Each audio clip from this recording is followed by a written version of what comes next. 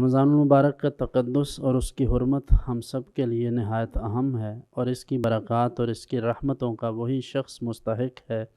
جو اس کے احترام کو ملحوظ خاطر رکھے۔ لوگ پورا رمضان عبادات اور دیگر امور خیر کی طرف تو متوجہ رہتے ہیں، لیکن جیسے ہی عید کا چاند نظر آتا ہے تو ادھم مچا دیتے ہیں، اور بازار تو رمضان المبارک کی آمد کے ساتھ ہی بھر جاتے ہیں۔ یوں لگتا ہے کہ جیسے انہیں گویا کوئی خاص حکم بھی ساتھ ملا ہو کہ رمضان میں تم نے بازار میں بھی جانا ہے معاذ اللہ۔ تو بازار میں اشیاء خوردنوش اور دیگر ضروری اشیاء کے لیے جانا، اس میں کوئی حرج نہیں، لیکن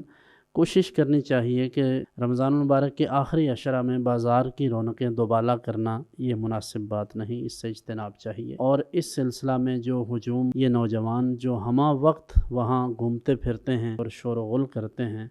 انہیں ان تمام چیزوں سے اجتناب کرنا چاہیے، اور والدین کو چاہیے کہ اپنے بچوں کو شب عید میں باہر نہ بھیجیں، جبکہ حدیث میں تو آتا ہے کہ اس رات میں بھی اللہ کی عبادت کرنی چاہیے۔ جن چند راتوں میں جاگ کر اللہ کی بندگی کرنے کا حکم ہے، ان میں سے ایک رات وہ چاند رات ہے، جسے ہم چاند رات کہتے ہیں۔ تو اس رات میں اللہ کی عبادت کیجیے اور اللہ کے حضور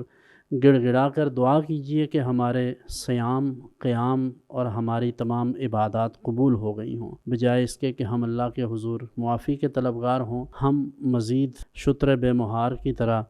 باہر نکلتے ہیں اور طوفان بدتمیزی برپا کرتے ہیں۔ اللہ تعالی ہمارے احوال پر رحم فرمائے۔